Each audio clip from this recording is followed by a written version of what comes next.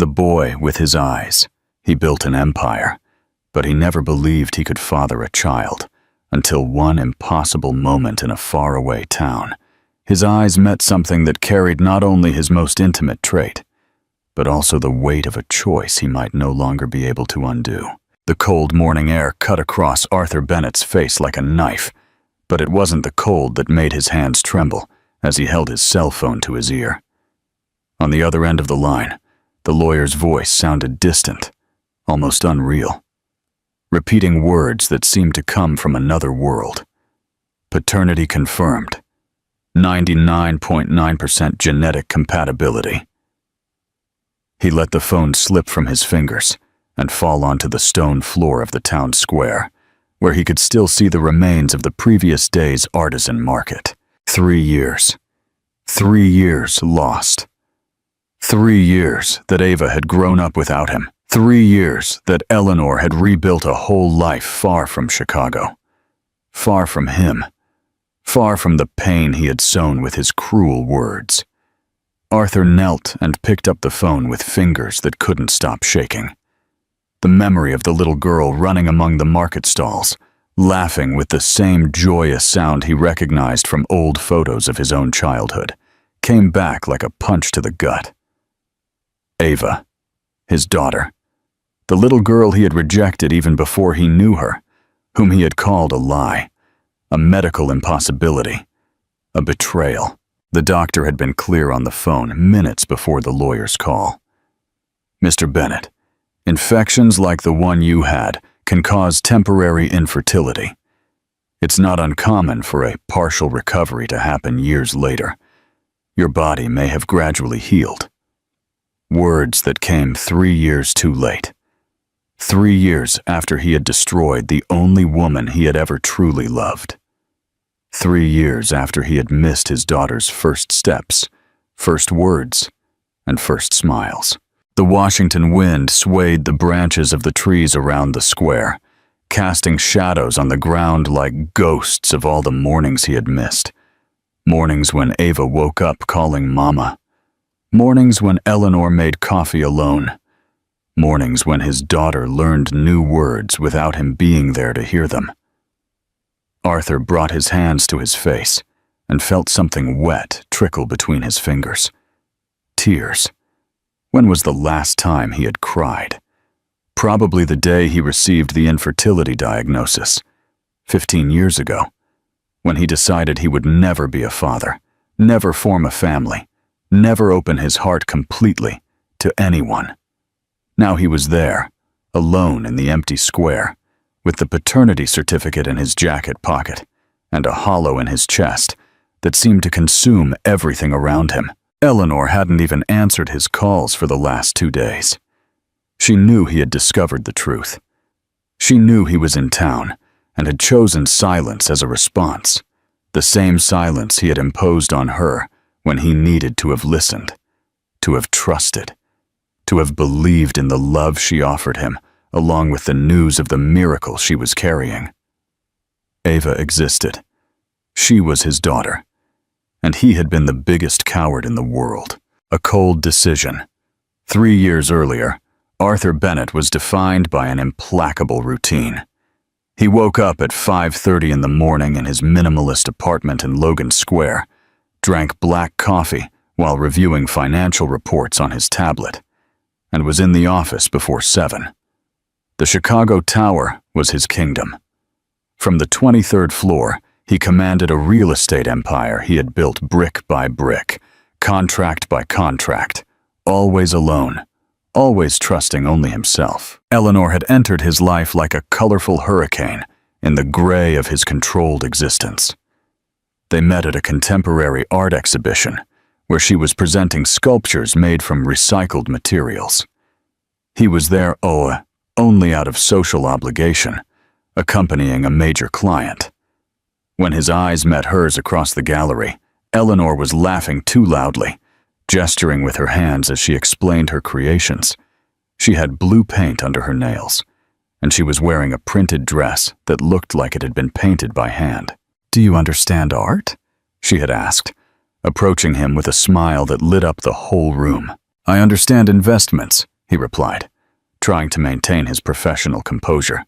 How sad, she said, tilting her head. Art shouldn't be an investment. It should be a passion. That word, passion, had resonated in his mind for weeks. Arthur didn't know passion. He knew goals, strategies, measurable results. But Eleanor constantly challenged him, questioning his worldview with simple questions that left him speechless. Why don't you have any plants at home? Why don't you listen to music while you work? When was the last time you just stopped to watch the sunset? For 2 years, she had tried to tear down his barriers with infinite patience. She brought flowers to his office, left little drawings taped to his bathroom mirror, and cooked traditional American dishes he had never tried despite being born in Chicago. Eleanor knew his story. She knew about the medical diagnosis he carried like armor. She knew he used that information to maintain an emotional distance from anyone who might hurt him.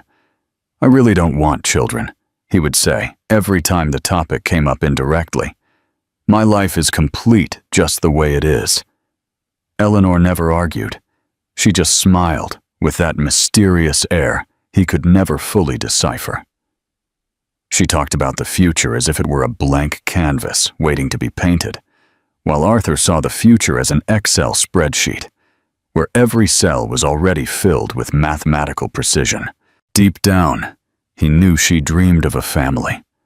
He saw how her eyes would light up when they passed by parks and saw children playing, how she would stop to talk to babies in elevators, how she kept little toys she found on the streets, just in case. But he had been clear from the beginning.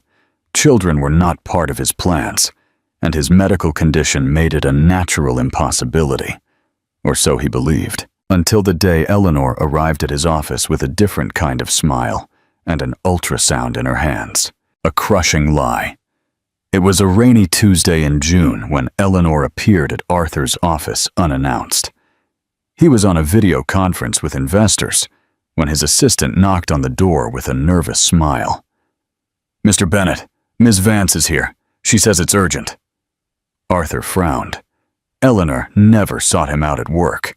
She religiously respected the boundary he had established between his personal and professional life. Tell her to wait 15 minutes, he muttered, turning his attention back to the charts on the screen. But 15 minutes turned into 40, and when he finally opened the meeting room door, he found Eleanor sitting in the reception area, holding a brown envelope to her chest as if it were a treasure. She was wearing a yellow dress he had never seen before. Her hair was down, falling in waves over her shoulders, and there was something different about her face, a light he couldn't identify. Sorry for the delay, he said, kissing her cheek quickly. I had an important presentation. There's always something, she replied. But the tone wasn't a complaint. It was almost joyful. They walked into his office, and Arthur went straight to the chair behind his desk, maintaining a professional distance even in intimate moments. Eleanor remained standing, the envelope still pressed to her chest, her eyes shining in a way that left him uneasy. Arthur, she began, her voice trembling slightly. I need to tell you something. Something incredible. He crossed his arms, bracing himself for another one of her artistic ideas. Maybe a new exhibition, a trip she wanted to take, a change in her studio. I'm listening. Eleanor took a deep breath and opened the envelope, pulling out a small black and white photo. Her hands trembled as she placed it on the glass table, pushing it toward him like a sacred offering. I'm pregnant, Arthur. 12 weeks. The world stopped. Arthur stared at the ultrasound image, unable to fully process what he was seeing. A tiny human shape, with clearly defined arms and legs, floated in the center of the photo like an impossible miracle. This is a mistake, he said automatically, the voice coming out colder than he intended. You know I can't. But you can, Eleanor interrupted, her voice filled with emotion. The doctor explained that sometimes the body recovers, that infections like yours may not cause permanent infertility, It's our baby, Arthur. Our miracle. She walked over to the table, her eyes filled with tears of happiness. Just imagine, a little one with your eyes, with your intelligence, running around the house, filling our lives with laughter. But Arthur had already stood up, turning his back to the window that showed Chicago sprawling under the rain. Years of believing he could never be a father. Years of using that certainty as a shield against any dream of a family. Years of building an identity based on controlled solitude. "No," he said, not turning around. "This can't be happening." "How can you say that?" Eleanor's voice trembled behind him, loaded with a pain Arthur could feel even without turning. "This baby is a gift, Arthur, a miracle that life is giving us." He kept staring out the window, watching the raindrops run down the glass like tears he couldn't shed. Chicago stretched out below, full of life, movement, and families walking down the streets with small children. A reality that had always seemed distant, impossible, and out of his reach. "Miracles don't exist, Eleanor," he said, finally turning to face her. "Medical facts do, and the fact is, I am infertile. But the proof is here," she exclaimed, pointing to the ultrasound on the table. "The proof is in front of you. Our son exists. He's growing inside me right now." Arthur looked at her as if he were seeing her for the first time. The yellow dress that accentuated her skin, the hands that trembled with emotion, the eyes filled with hope and love. For a second, a tiny part of his heart almost believed. He almost allowed himself to imagine what it would be like to hold a baby in his arms, to teach a child to walk, to be called Dad. But doubt was stronger than hope. 15 years of medical certainty couldn't be erased by a black and white photo and words about a spontaneous recovery. "Whose is it?" The question slipped from his lips before he could stop it, cold and sharp as a blade. Eleanor reeled back as if she had been slapped. "How? How could you ask that?" "Whose is it, mine, Arthur?" he repeated, crossing his arms. "Because we both know it's not mine." Tears began to run down her face, but there was something beyond sadness in her eyes. There was disbelief, as if she couldn't believe the words she was hearing. "Arthur, I love you. Only you. For 2 years. Only you. How could you think I would—" "Because it's the only logical explanation," he interrupted, his voice taking on the businesslike tone he used in difficult negotiations. "You know my condition. You always knew it. And now you show up here with this." He gestured toward the ultrasound, as if it were something disgusting. "This is our son," Eleanor cried, shouting for the first time since they had met. "Your son. Why can't you accept that maybe, just maybe, the doctors were wrong?" "Because I trust science, not fairy tales," he replied coldly. "And I'm not going to let myself be made a fool of." Eleanor walked to the table and took the ultrasound with hands that trembled violently. "Do you want paternity tests? DNA? Anything to prove this baby is yours?" "I want you to leave," he said, returning to his chair and pretending to organize papers. "And don't come back with this charade." The silence that followed was deafening.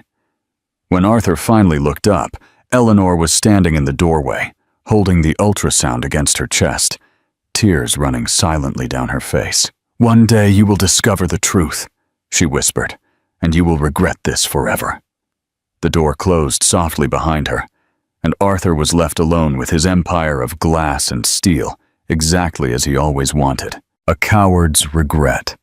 That night, Arthur came home determined to stand by his decision. The apartment in Logan Square was too quiet, and for the first time in 2 years, there was no scent of cinnamon and coffee that always announced Eleanor's presence. She was sitting on the balcony, looking out at the city lights, a small suitcase at her feet. "You're really leaving?" he said, not as a question, but as a statement. Eleanor didn't turn around. "I can't stay where I'm not believed, where my love is worth nothing." Arthur poured himself a shot of tequila and sat in the leather armchair across the room, maintaining the physical distance that reflected the emotional distance he had created between them.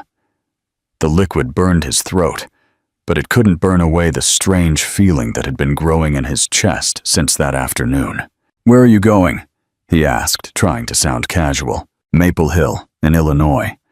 My sister Hannah has a spare room, and there's a community of artisans there. I can start over." With another man's child, Eleanor finally turned, and he saw that she had been crying a lot. Her eyes were red and swollen, but there was a new determination on her face he had never seen before. "With your son, Arthur. It always has been and always will be your son, no matter how many times you deny it." She stood up and walked toward him, stopping a few feet from the armchair. "You know I never lied to you. In 2 years, I never hid anything from you. I never betrayed you. I never did anything that would break your trust. Why would I start now?" Arthur took another drink, avoiding her gaze. "People change. Circumstances change." "I didn't change," she said softly. "My love for you didn't change.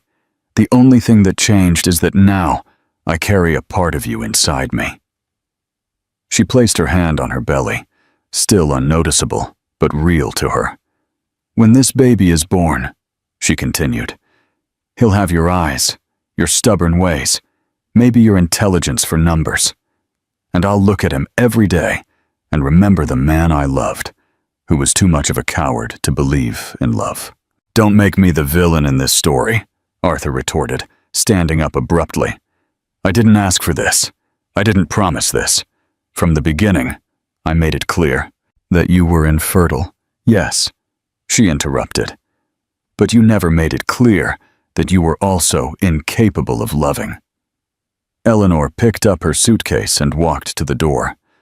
On the threshold, she stopped and turned one last time. "I'm leaving my new address with Hannah, in case you change your mind, in case you decide to get another test, in case you want to meet your son when he's born, in case you decide to stop being afraid of happiness."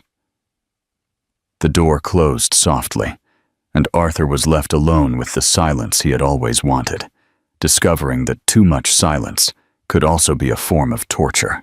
The road to forgiveness, the following months passed like a gray haze in Arthur's life. He plunged into work with an intensity that impressed even his most ambitious partners. He closed 3 major deals, expanded the company into Seattle and Portland, and worked 16-hour days as if exhaustion could silence the thoughts that insisted on visiting him in the early hours of the morning. But the nights were relentless. In the empty apartment, surrounded only by the hum of the city below, Arthur found himself staring at the balcony where Eleanor used to read her art books, the kitchen where she made cinnamon coffee every morning, the wall where there were still marks from the paintings she had taken with her. Dr. Hernandez, his doctor of over 15 years, was surprised when Arthur showed up at his office asking for new fertility tests. "But Arthur, we've talked about this several times. Your condition, I want to make sure," he interrupted, avoiding explaining the true reasons. The results came back 2 weeks later. "Severe infertility, but not absolute," the report read, in technical language that Arthur reread dozens of times. "A very low number of viable sperm, but with a remote possibility of natural conception." Remote possibility. The words echoed in his mind as he walked through the streets of Chicago, watching families strolling together, fathers carrying small children on their shoulders, pregnant women holding hands with their partners. Had he been too hasty? Too cruel? But pride was stronger than doubt. Arthur had built his entire identity around control, around certainty, around the ability to predict and manage every aspect of his life. To admit he had been wrong, that he had hurt Eleanor unjustly, that he had lost the chance to be a father, that would mean admitting he wasn't the rationally infallible man he believed himself to be. In December, 6 months after Eleanor's departure, he almost called Hannah to ask for her sister's phone number. Almost. He got as far as dialing the number he found online. He heard Hannah's cheerful voice answer, but he hung up before she could say, "Hello." What would he say? How would he explain it? A father's redemption. Maria Carter's doctor was impressed with her physical and emotional strength at every checkup. "I've never seen such a serene pregnancy," he would comment. "This baby is growing up surrounded by a lot of love." Maria would smile, knowing it was true. Despite the pain of being rejected by the man she loved, she had found an inexhaustible source of love within herself, a love that didn't depend on anyone else, that grew with every one of Ava's movements, with every piece of furniture she created, with every day she woke up grateful to be alive. She had become a completely different woman from the one who had left Chicago, and that woman was ready to be a mother. Ava was born on a misty March morning when the first spring rains began to awaken the wildflowers in the Washington mountains. Labor was long but calm, with Maria maintaining a serenity that impressed the entire medical team at the small hospital. Hannah held her hand as she pushed, whispering words of encouragement. "Come on, sis. Your princess wants to meet the world." When Ava finally arrived, small and perfect, with dark, curly hair and powerful lungs that announced her arrival to the world, Maria felt her heart explode with a love she didn't know was possible. But it was when the nurse placed the baby in her arms that she saw something that made her world stop for an instant. On Ava's left arm, a tiny, unmistakable crescent moon birthmark was visible against her pink skin, identical to the one Arthur had in the same place, a mark he had shown her on an intimate night, telling her his mother said it was a sign of good luck. "My God," Maria whispered, tears running down her face as she delicately traced the small mark with her finger. "You really are your father's daughter." In the following days, as Ava settled into her new routine of feedings and naps, Maria found herself torn between the pure joy of motherhood and a deep yearning for Arthur to be there. She had imagined this moment 1,000 times. The first cry, the first smile, the first sleepless nights caring for her daughter. In all those dreams, he was present. "Should I call him?" Hannah suggested one afternoon, as she watched Maria breastfeed Ava on the balcony. "Tell him about the birth. He has a right to know." Maria shook her head softly. "He had 9 months to change his mind, to look for me, to believe me. If I call now, it will seem like I'm begging for his attention. But she's his daughter, Maria, and now you have proof he can't ignore." Maria looked at the crescent moon birthmark on Ava's arm, who was sleeping peacefully in her arms. It was tempting. Very tempting.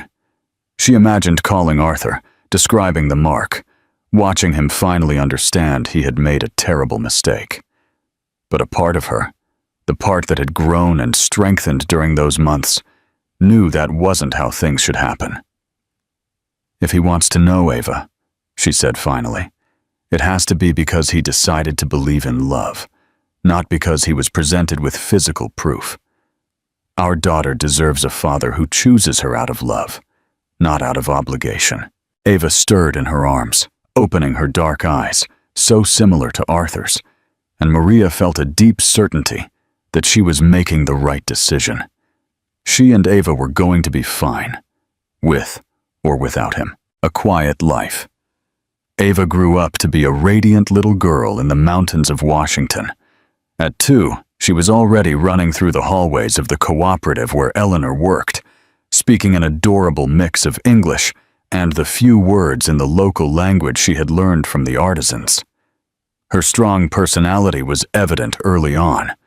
She was as stubborn as the father she didn't know, but had the artistic sensitivity of her mother. "Mama, I want to make table 2, she would say, pulling on Maria's apron as she worked with wood. Maria had set up a small corner with toy tools where Ava would spend hours building her own creations. Eleanor's workshop had turned into a small, thriving business. Her furniture sold in art galleries and even in Chicago, combining local artisanal tradition with a contemporary design that caught the attention of decorators and collectors. She had managed to buy a small but charming little house in the historic center, with a patio where Ava played while she worked. "You've become a businesswoman," Hannah would observe proudly, watching her sister coordinate orders and manage 3 employees. "Who would have thought that dreamy artist from Chicago had that business acumen?" Maria would smile, but sometimes she wondered if Arthur would be proud to see her this way. She had developed a sharp mind for numbers and planning that she never knew she had, as if the need to provide for Ava had awakened dormant skills. At night, after Ava was asleep, Maria maintained a ritual that Hannah considered both painful and necessary. She would look up Arthur on the internet, follow the news of his businesses, and see photos of him at social events, always alone, always with the same controlled, distant expression she knew all too well. "He hasn't changed a bit," she would murmur to herself, looking at a photo of him at an inauguration in Portland. "He's still the same man afraid to feel." But there were moments when that certainty wavered. When Ava did something that reminded her of Arthur, like organizing her toys into perfect rows or counting her wooden blocks with mathematical seriousness, Maria would feel a pang of longing so intense she would have to sit down and take a deep breath. "Does Papa work far away?" Ava asked for the first time one Sunday afternoon, seeing other children playing with their fathers in the park. Maria's heart raced. She had prepared for that question for months, but she still wasn't ready. "Yes, my love, he has a very important job that keeps him far away. But does he love me?" The question came with the devastating innocence of children. "Of course he loves you," Maria replied without hesitation, because deep down in her heart, she still believed it. Sometimes adults get confused, but the love is always there. Ava accepted the explanation with the ease of small children, but Maria knew it wouldn't always be that way. One day, her daughter would ask more difficult questions, and she would have to find answers that wouldn't hurt her, that wouldn't create anger or resentment. For now, it was enough that Ava was growing up surrounded by love, art, and the absolute certainty that she was wanted and valued. David Miller entered Maria's life one afternoon in October, when Ava was 2.5. He appeared at the cooperative, carrying a small puppy with an injured paw, looking for someone who could help improvise a temporary splint until he could get to the vet. "Sorry to bother you," he said, with a shy smile that lit up his face. "I know you work with wood. You might have something that could serve as a support for this little paw." Maria was sanding a table when she looked up and saw a tall man with broad shoulders and gentle hands holding the injured animal. There was something in his careful way of touching the dog that moved her immediately. "Of course," she replied, wiping her hands on her apron. "Ava, come see the puppy." The little girl ran to them curiously, and David knelt to her height, patiently explaining what had happened to the animal. "He's hurt, but he's going to be okay. Sometimes we need to take care of those who are hurt, right?" Ava nodded solemnly, and to Maria's surprise, she extended her small hand to pet the dog without showing any fear. "She likes animals," David observed, looking at Maria with approval. "She likes everything that needs care," Maria replied, watching how Ava talked softly to the dog in her adorable mix of English.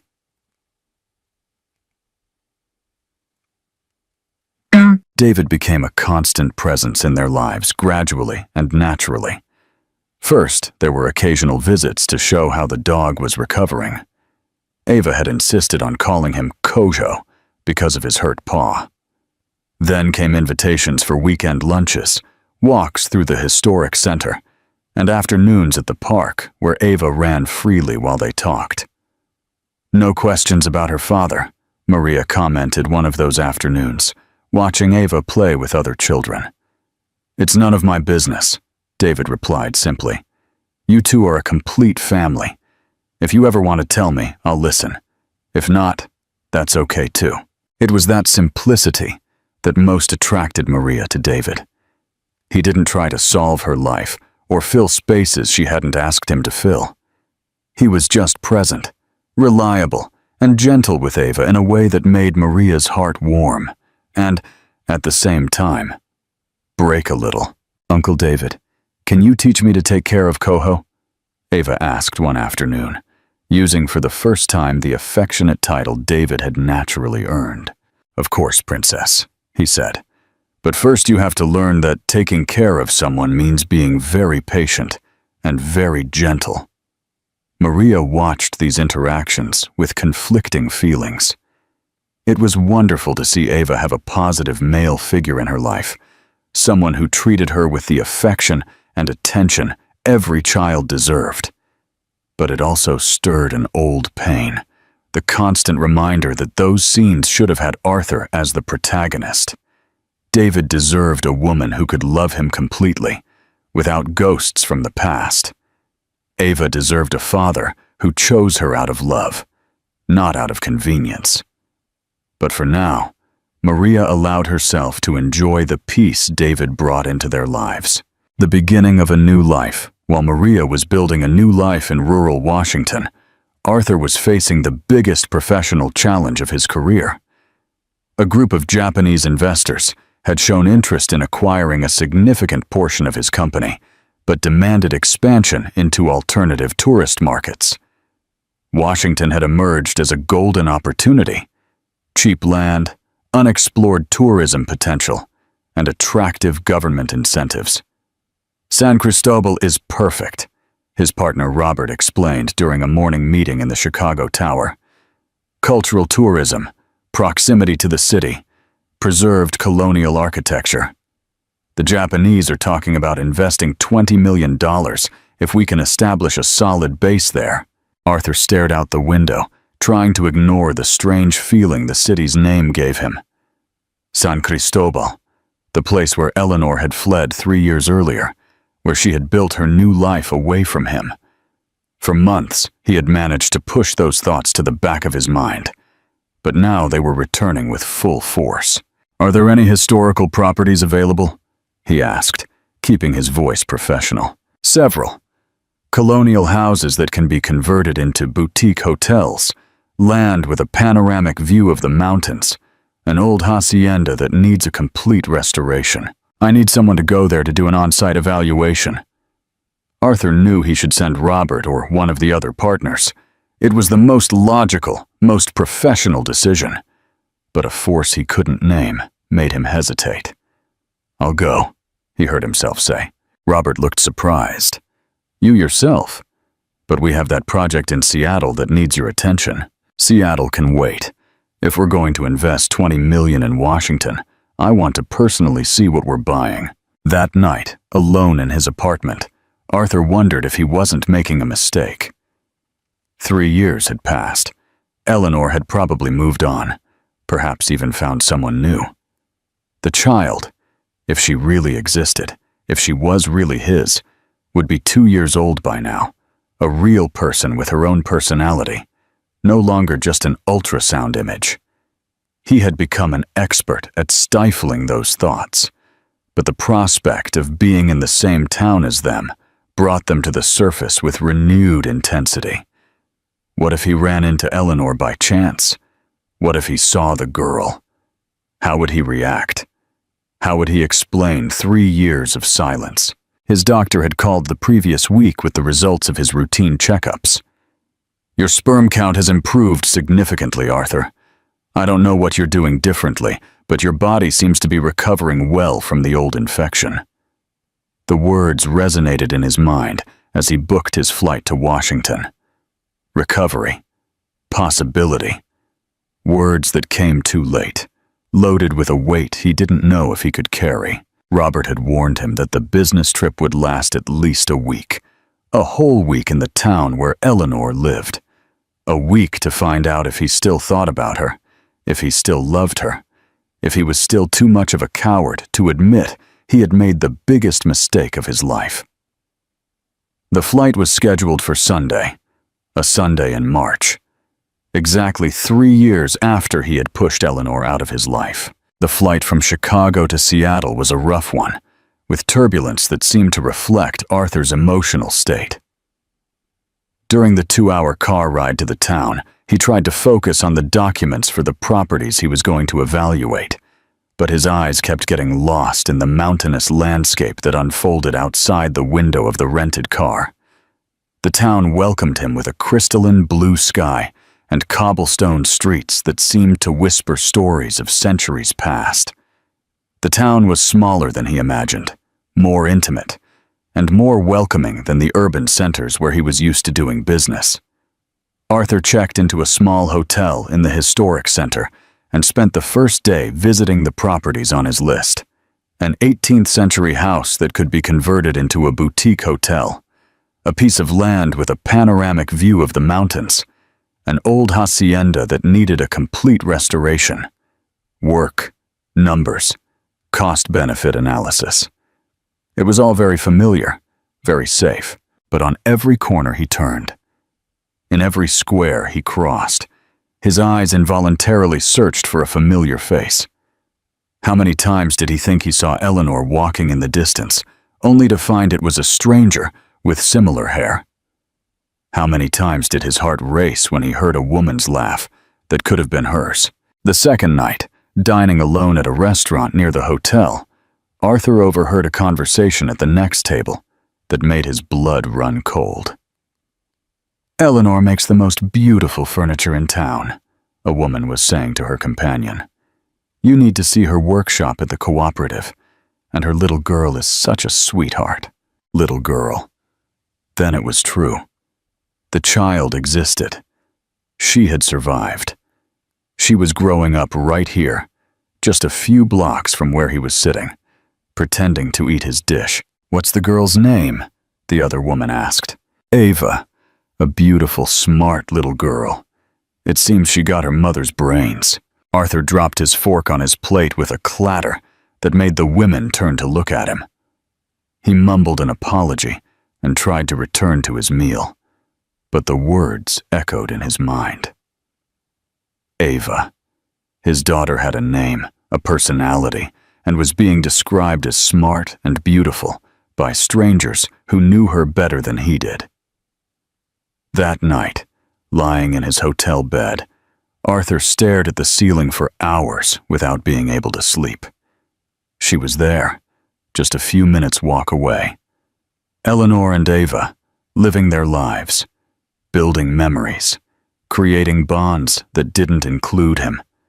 3 years of history he had missed. 3 years he could never get back. In the morning, he canceled 2 scheduled visits and went for a walk through the streets of the town without a specific destination.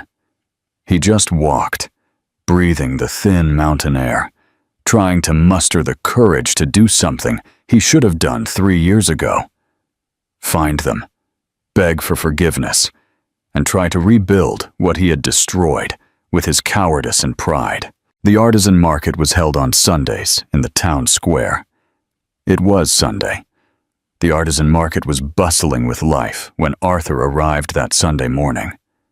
Families were strolling among the colorful stalls. Children were running between adults' legs. Vendors were offering their wares with genuine smiles. The smell of local coffee, mixed with incense, floated in the air, creating an almost magical atmosphere that was in stark contrast to the nervousness growing in Arthur's chest.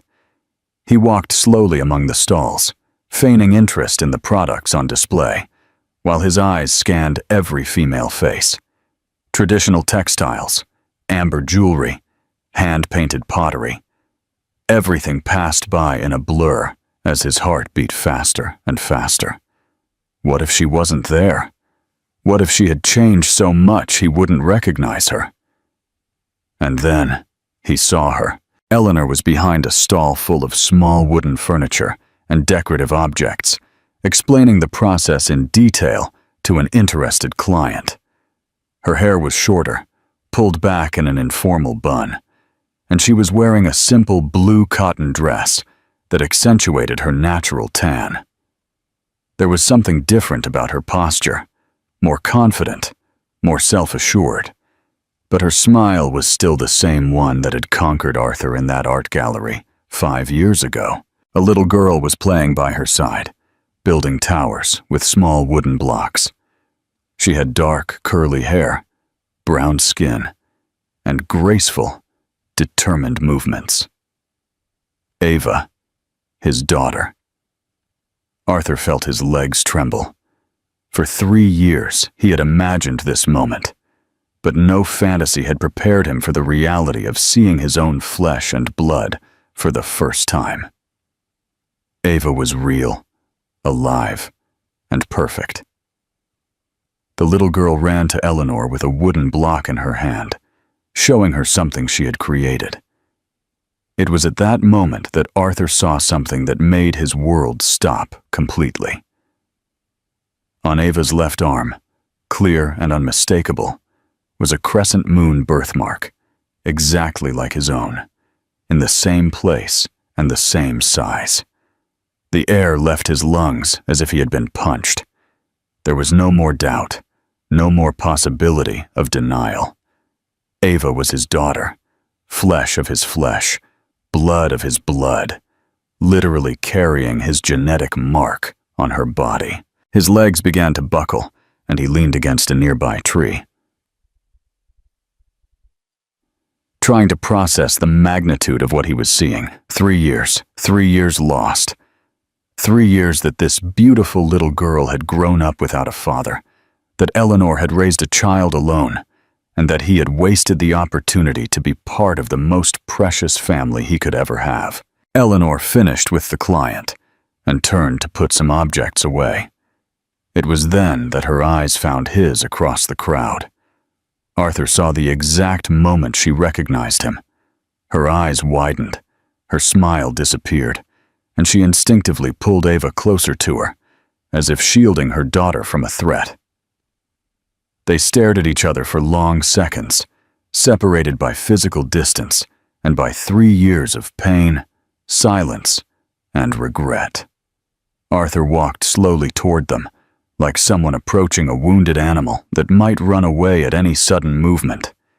Each step seemed to last an eternity. Each heartbeat echoed in his ears like a war drum. The sounds of the market, conversations, laughter, background music, all faded into a distant murmur as his attention focused entirely on the woman and the child who were watching him. "Eleanor," he said, when he was close enough for her to hear him without needing to shout. His voice came out huskier than usual, loaded with 3 years of unsaid words. Eleanor raised her chin in a show of strength he immediately recognized. It was the same gesture she made when she was bracing herself for a difficult discussion, when she was gathering all her inner courage to face something that scared her.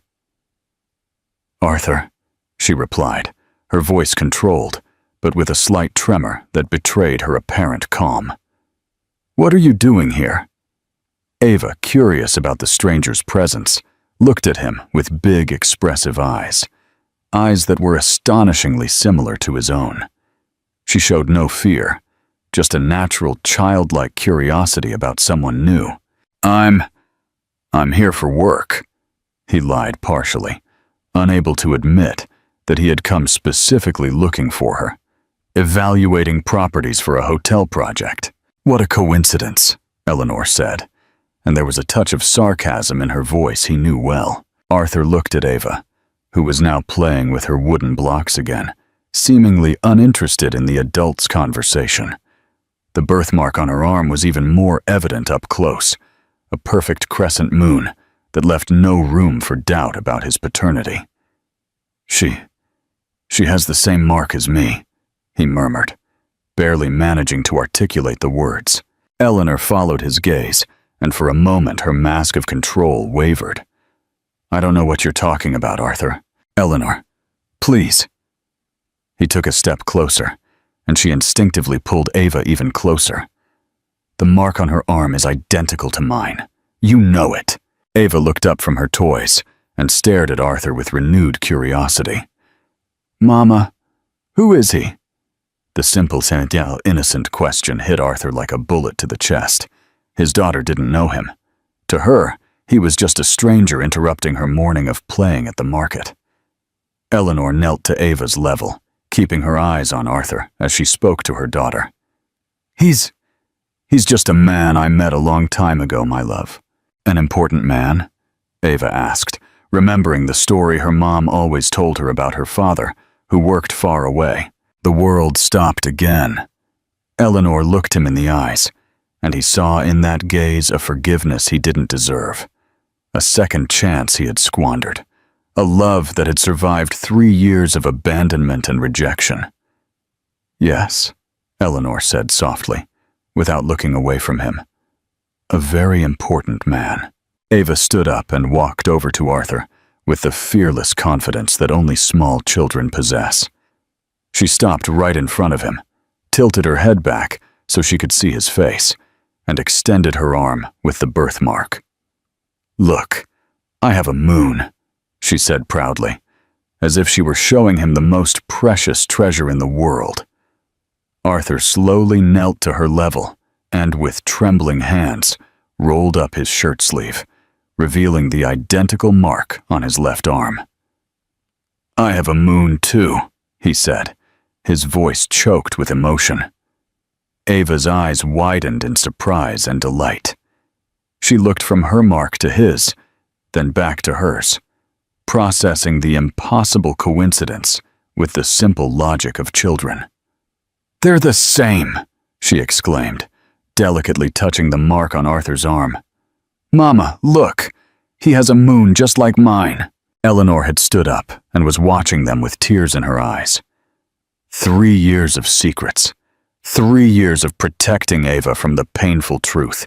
3 years of building a careful narrative about the absent father. It all came crashing down in that simple, pure moment of recognition. Ava, Eleanor said softly, her voice trembling. Do you want to know who this man is? The little girl was excited, still fascinated by the discovery of the matching marks. Eleanor took a deep breath, looked Arthur in the eyes, and he saw in that gaze a forgiveness he didn't deserve. A second chance he had squandered, a love that had survived 3 years of abandonment and rejection. This is your daddy, my love, Eleanor whispered. The daddy I always told you worked far away. The world stopped once more. Ava looked from Eleanor to Arthur, then back to Eleanor, her little eyes processing the most important information of her young life. Arthur felt as if he were about to faint, as if the ground were about to disappear from under his feet. My daddy? Ava asked, her voice small but full of curiosity. The real daddy? Yes, princess, Eleanor whispered. Your real daddy. Ava turned to Arthur, who was still kneeling in front of her, and asked the question he knew was coming. The question for which he had no adequate answer. Why were you gone for so long? Arthur felt tears run down his face, the first tears he had shed since the infertility diagnosis 15 years ago. How could he explain to a 3-year-old about fear, pride, and cowardice? How could he tell his own daughter that he had rejected her even before he knew her? Because I was very scared, he said finally, with the brutal honesty that only children deserve. Scared that I wouldn't be a good dad for you.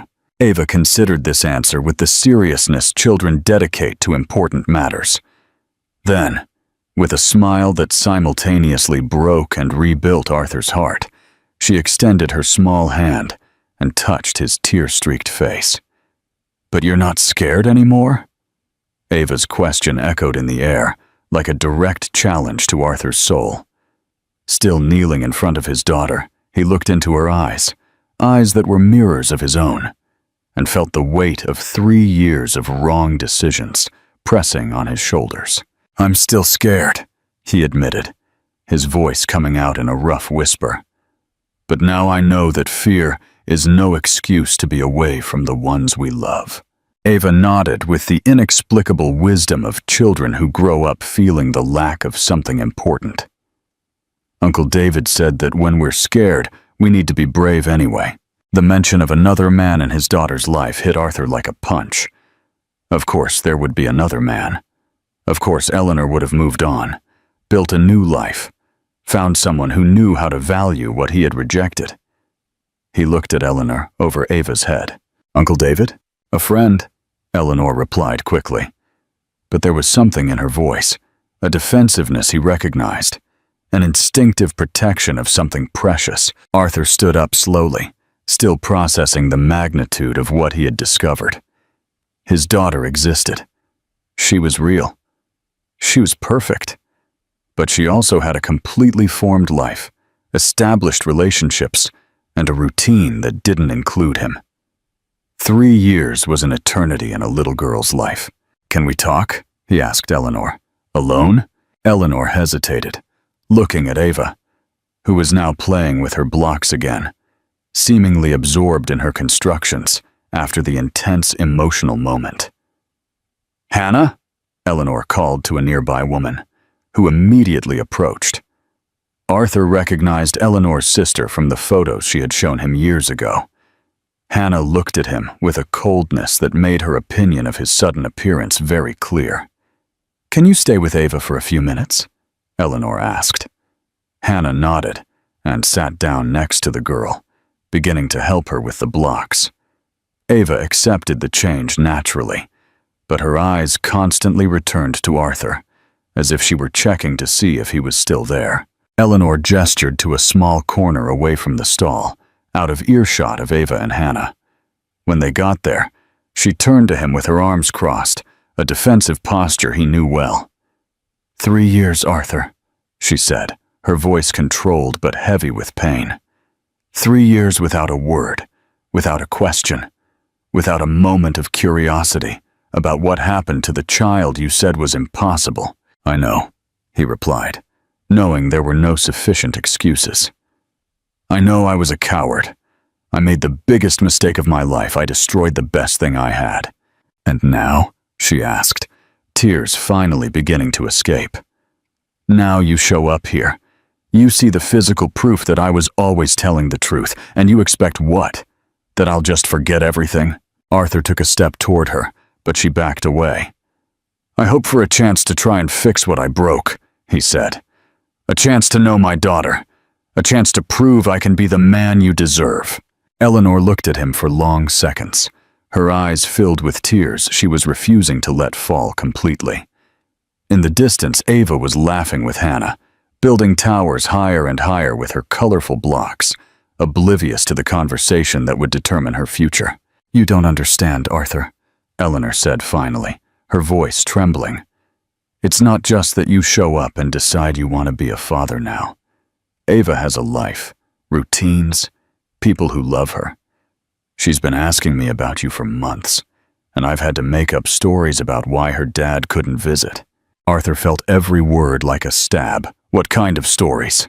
That you work very far away, that you have important responsibilities, that you love her even if you can't be here." Eleanor wiped her eyes with the back of her hand. "Pious lies to protect a 3-year-old's heart." "They don't have to be lies," he said desperately. "I can change. I can transfer my business, set up an office here." Eleanor interrupted him. The great Arthur Bennett leaving Chicago, leaving his glass and steel empire to come live in a small town in Washington? There was sarcasm in her voice, but also something else, a cautious hope she was trying to hide behind irritation. "For her, yes," Arthur replied, looking in Ava's direction. "For both of you. For us." "There is no us, Arthur. There's Ava. There's me. There's the life we built here. And there's David." The mention of the name again made Arthur's stomach clench. "Do you love him?" Eleanor hesitated, a doubt that lasted only a second, but that he noticed. "David is a good man. He's gentle. He treats Ava like she's his own daughter. He's never disappointed me, never rejected me, never made me feel like a liar for telling the truth." Every word was a painful comparison, a reminder of everything he had lost through his cowardice.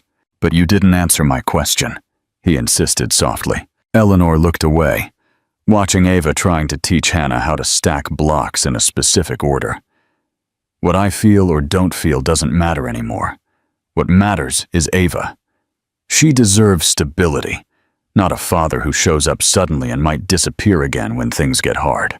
"I won't disappear," Arthur promised, taking a step toward her. "Eleanor, I spent 3 years dying inside. 3 years knowing I had made the biggest mistake of my life. 3 years trying to convince myself I made the right decision when I knew deep down I had destroyed the only chance for real happiness I would ever have." For the first time since their reunion, Eleanor looked him directly in the eyes, and he saw in them the woman he had loved. Vulnerable, hopeful, but also cautious. "Words are easy, Arthur. You were always good with words when you wanted something. Then give me the chance to prove it with actions," he pleaded. "Let me know, Ava. Let me show you that I've changed." A father's redemptions. 3 days later, Arthur was sitting in a small cafe in the center of town, his hands trembling slightly as he waited. Eleanor had agreed to let him spend an afternoon with Ava. 2 supervised hours in a public place, far from the emotional intensity of their first reunion. Ava arrived holding Eleanor's hand, wearing a little yellow dress and carrying a fabric doll. Her eyes found Arthur immediately, and when they did, she gave him a shy but genuine smile. "Hello, Papa," she said, the word coming out naturally, as if she had been practicing it for the last few days. Arthur's heart almost stopped. Papa. His daughter had called him Papa for the first time, and the sound was sweeter than any music he had ever heard. "Hello, Princess," he replied, kneeling to her level. "Did you bring your doll?" Ava nodded and showed him the doll. "Her name is Luna, after our Mark."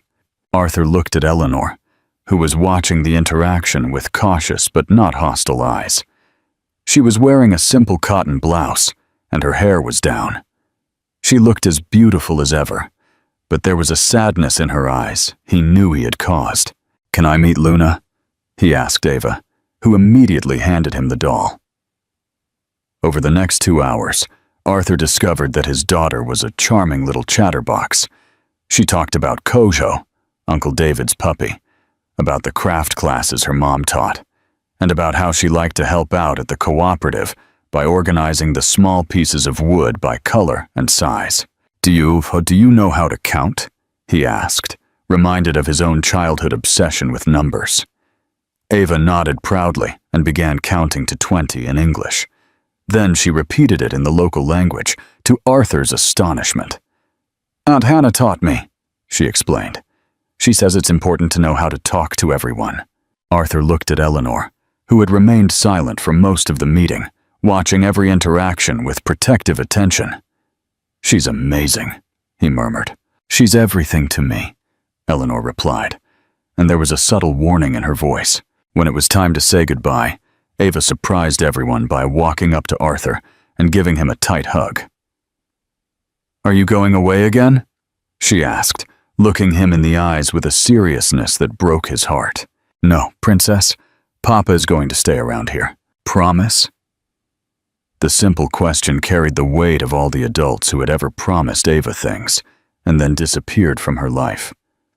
Arthur looked at Eleanor, who was watching him intently.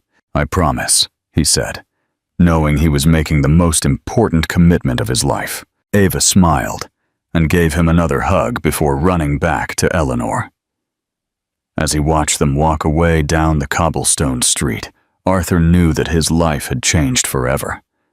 No matter what it cost, no matter how many sacrifices he had to make, he would not lose Ava again.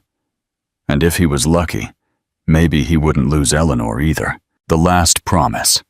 A week later, Arthur was in the makeshift office of his hotel, surrounded by contracts, sales proposals, and documents that represented 15 years of his professional life. His company in Chicago was worth millions, but for the first time in his life, money and power seemed insignificant compared to what truly mattered. He had spent the last few days with Ava, whenever Eleanor allowed it.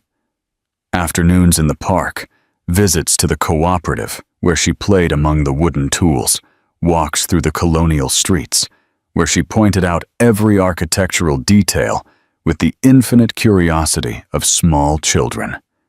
Each moment together confirmed what he already knew. Ava was his daughter in every sense, and he had wasted 3 precious years of his life. But Eleanor remained distant, cordial, respectful, but distant. She let him spend time with Ava, but she never allowed herself to be alone with him, never completely let down her guard. And David. David appeared regularly, bringing Ava gifts, having dinner with them, occupying the space that should have been his. Arthur picked up his phone and called Robert, his partner in Chicago. "How are the negotiations with the Japanese going?" "Suspended," Arthur replied. "Robert, I need to talk to you about something important. I'm transferring my main operations to rural Washington." Silence on the other end of the line. "You're kidding, right? Arthur, we have $20 million contracts in progress, and you can handle it all. I'm keeping my partnership stake, but I need to be here." "For a woman?" Arthur hesitated. It was more complicated than that, but it was also exactly that. "For my daughter and for the woman I love." He hung up before Robert could reply and immediately called Dr. Hernandez. "Doctor, I need all my medical records from the last 5 years, originals, certified. It's for a paternity process." "Paternity? But Arthur, you said you were infertile." Apparently, I was wrong about a lot of things. That afternoon, Arthur went to the cooperative where Eleanor worked. She was alone, sanding a small table with precise, graceful movements. Ava was at Hannah's house, giving them a chance to talk without the innocent presence that made everything more complicated. "I brought some documents," he said, placing an envelope on her workbench. Eleanor stopped sanding and looked at him with curiosity. "My complete medical records, proof that my infertility wasn't absolute, that Ava is truly my biological daughter." "I never doubted it," she said softly. "I also brought my company transfer papers. I'm setting up an office here in this town, not as a visitor, not as a tourist, but as a permanent resident." Eleanor let go of the sandpaper completely, looking at him with genuine surprise. "Eleanor, I know you may never forgive me. I know it may be too late for us, but it's not too late for Ava. And I'm not going to make the mistake of abandoning her again." He turned to leave, but stopped at the door. David is a lucky man. I hope he knows the treasure he has. A quiet life. 6 months later, Arthur woke up in a small but cozy apartment in the center of town, with a view of the mountains that was now part of his morning routine. The smell of local coffee drifted up from the kitchen, mixed with the sound of a child's laughter coming from the building's inner courtyard. His new life had settled into a completely different rhythm from the one he knew in Chicago. His office occupied 2 floors of a restored colonial house where he coordinated small but significant real estate projects, family run-ins, local restaurants, and cultural spaces that respected the town's historic architecture. His partners in Chicago had initially resisted the change, but the financial results spoke for themselves. Sustainable tourism was the future, and Arthur had positioned himself at the forefront of that trend. More important than business, however, was the routine he had built with Ava. Every Wednesday and Saturday belonged to them. Long afternoons exploring the town, teaching her about numbers and construction, and listening to her stories about school and her friends. Ava had adapted to her father's presence with a child's natural ease, treating him as a permanent part of her life. "Papa, are you going to the school party on Friday?" she had asked him the night before as they played with building blocks in his apartment. "Of course, Princess. I wouldn't miss it for anything. Mama said that you and she are going to sit together." Arthur had felt his heart race with that information. In recent weeks, Eleanor had become less distant, more open to the idea of co-parenting, even if they weren't a couple. It was progress, however slow. David had gradually left their lives, not out of conflict or drama, but out of the gentle realization that Arthur was genuinely committed to staying, and that Eleanor needed space to figure out what she truly wanted. Ava deserves to have her real father nearby, he had said in a mature and respectful conversation that left Arthur even more aware of the good man who had almost taken his place. On the morning of that special Saturday, Arthur arrived at Eleanor's house to pick up Ava and found her in the garden watering the plants that had grown lush under the Washington sun. She was wearing a simple blue cotton dress, the same color she wore the day he first saw her in the market. "Good morning," he said, and for the first time in months, she smiled at him. Not the polite, cautious smile that had become habitual, but the genuine smile he remembered from 5 years ago. "Ava was getting ready," she said. "Would you like some coffee while you wait?" They sat in the small patio drinking coffee in a comfortable silence, while they listened to Ava humming in the next room. The morning sun filtered through the leaves, creating golden patterns on the stone floor, and for the first time since he had arrived in the town, Arthur felt something he hadn't felt in years. Complete peace. Maybe love could be rebuilt, brick by brick, like a new house on an old but solid foundation. I invite you to leave your opinion about this incredible story in the comments. If you liked it, share it, and subscribe to the channel to support our work. Another story is appearing on your screen that will probably also move you. Don't miss it.